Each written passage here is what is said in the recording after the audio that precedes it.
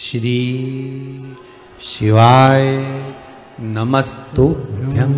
जो चतुर्थी का पूजन करने वाली होती हैं उनके भीतर का एक भाव होता है कि जैसे ही शाम का समय आए चंद्रदेव का पूजन करें, चंद्र जब प्रकट हो जाए कलश भर लिया, उसके नीचे आखा दाना रख दिया, चावल गेहूं जो भी आप रखते हो पूजन के लिए, ऊपर पात्र आदि रख दिया जलाशय, फिर अपन ने घी का दिया लगाकर पूजन भी कर ली। तो जो चतुर्थी का पूजन करने वाली होती है, जो चतुर्थी का नियम व्रत धारण करने वाली होती है, बड़ी बड़ी चतुर्थियां करती हैं या उसका नियम धारण करती हैं, तो चतुर्थी का जो पूजन करती है वो किस चीज के लिए होता है? केवल संतान, पुत्र, परिवार, हमारा कुटुंब, हम जिस कुल में हैं हमारा कुल वैभव की ओर बढ़े, संपदा की ओर बढ़े और उसकी आयु बढ़े,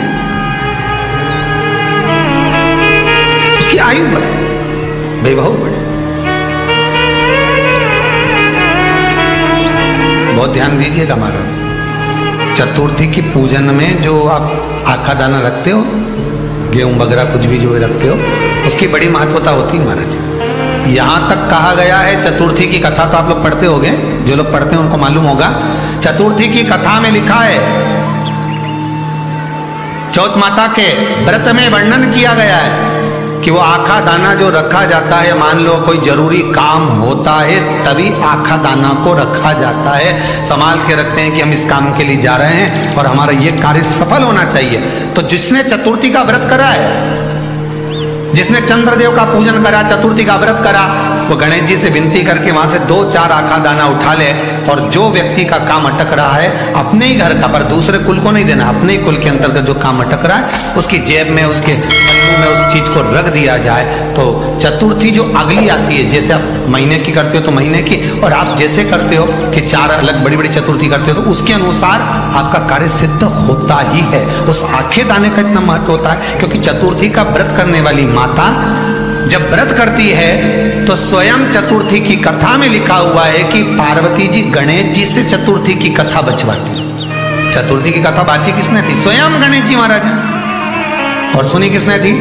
माता पार्वती। बाचने वाले गणेश जी थे, सुनने वाली माता पार्वती थी। तो चतुर्थी की कथा जब होती है तो उसको स्वयं गणेश जी बाच रहे हैं, तो व्रत कौन सुन रही है? माता पार्वती। और आपने जो आखा दाना लिया वो गणेश जी के भाव से लिया, गणेश जी से निवेदन करके, विनय करके, प्रार्थना कर उसको प्राप्त किया। जितने आस्था चैनल पर कथा सुन रहे हो, जितने फेसबुक और यूट्यूब पर सुन रहे हो, और जितने इस छत्तीसगढ़ की पावन धरा पर बैठकर सुन रहे हो, बहुत सावधानी से सुनना। एक छोटा सा कपूर का टुकड़ा जब आरती में जलाया जाता है तो ये कपूर क्यों जलाते हैं? इस कपूर का महत्व क्या है? इस कपूर का कारण क्या है? ये कपूर है कौन जिसको हम आरती में जला? क्या जरूरत है इस कपूर को आरती में जलाने की? क्या जरूरत है इसको यज्ञशाला में जलाने की? क्या जरूरत है इस कपूर को पूजन में जलाने की? स्वयं गुरु बाबा कहते हैं, यदि कोई आरती में, पूजन में, घर में एक कपूर का टुकड़ा आरती के बाद में जब समर्पित करेगा तो उसको अश्वमेध यज्ञ का पुण्य प्राप्त हो जाएगा। अश्वमेध यज्ञ के पुण्य को पाने के लिए कपूर का टुकड़ा आज भी आरती में जलाया जाएगा। एक कपूर का टुकड़ा सुख का, इसीलिए हमारे यहाँ शास्त्र कहता है महाराज, पुराण की कथा कहती है और गणेश चरित्र अपन श्रवण कर रहे हैं, और कल से चतुर्थी लग रही है। जिसके घर में संपदा की कमी पड़ती हो, बीमारियां ज्यादा फैल रही हो, बहुत कष्ट हो महाराज, बहुत ज्यादा दुखी हो महाराज, कोई काम नहीं बन रहा, बहुत तकलीफ में हो, तो शमी पत्र, शमी की पत्ती, जहां गणेश जी का स्थान है वहां पर 5 शमी पत्र 5 समर्पित करें और शंकर जी के ऊपर 3 शमी पत्र समर्पित करें। बहुत ध्यान देना, 5 शमी पत्र जहां गणेश जी का स्थान है शिवलिंग में वहां समर्पित करें, 3 शमी पत्र शिवलिंग के ऊपर समर्पित करें। 1 शमी पत्र शंकर जी की चौखट पर लेफ्ट भाग में जाते समय आपका उल्टा हाथ, जब मंदिर से निकलो तो उल्टे हाथ पर लेफ्ट भाग में शंकर जी की चौखट पर समर्पित करें। टीका दिया जहां लेफ्ट भाग में आपने शमी पत्र रखा है, मंदिर में ना दिया लगाकर बाहर की ओर जहां शमी पत्र रखा है उसके ठीक साइड में एक घी का दिया लगा दीजिए। केवल गणेश चतुर्थी गणेश पुराण कहती है भगवान गणेश जी का मोर ध्वज का मयूर ध्वज गणेश का नाम लेकर जो ये दीप शमी पत्र चढ़ा देता है उसके घर से कभी रिद्धि सिद्धि नहीं जाती, वैभव प्रतिष्ठा नहीं। कर देखना अगले साल तक आपका व्यापार कितना चलता है हमको बताना जरूर, करके देखो एक बार। गणेश पुराण का शिव महापुराण का यह प्रसंग जीवन में होता है। गणेश जी का मूल स्थान आपको गणेश जी की मूर्ति पे चढ़ाने का नहीं बोल रहा है। क्यों नहीं बोल रहा है? क्योंकि गणेश जी की आप प्रतिष्ठा करोगे तो वो टेम्परेरी है, 10 दिन के लिए कर दिया फिर वापस विसर्जन कर दिया। पर जहां शंकर मंदिर में बैठ गए, शिवलिंग स्थापित हो गया, वहां ना जाने कितने समय से शंकर की आराधना हो रही है, वहां गणेश जी सदा विराजमान है। अगर आपने समीप पत्र बिल्कुल मन से समर्पित करा है ना, तो मेरा विश्वास कहता है शिव महापुराण का, मेरे बाबा विश्वनाथ की कृपा कहती है, मेरा मन कहता है 10 दिन के अंदर आप शमी चढ़ाएंगे ना तो कुछ ना कुछ अच्छी खबर जरूर मिलेगी, ये पक्का।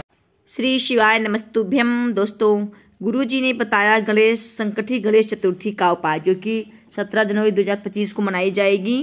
तो इस दिन आपको उपाय करना है, जो माताएं व्रत करती हैं, अब आखा का चावल मतलब गेहूं रखती हैं, उस गेहूं का उपाय गुरुजी ने बताया। और समीप पत्र का उपाय भी बताया। गणेश चतुर्थी के दिन शिव मंदिर में जाकर आप 3-5 समीप पत्र आप गणेश जी के स्थान पर समर्पित करना। ये गणेश जी का स्थान सबको मालूम है, नहीं मालूम होगा तो आप लोग कमेंट में बताना।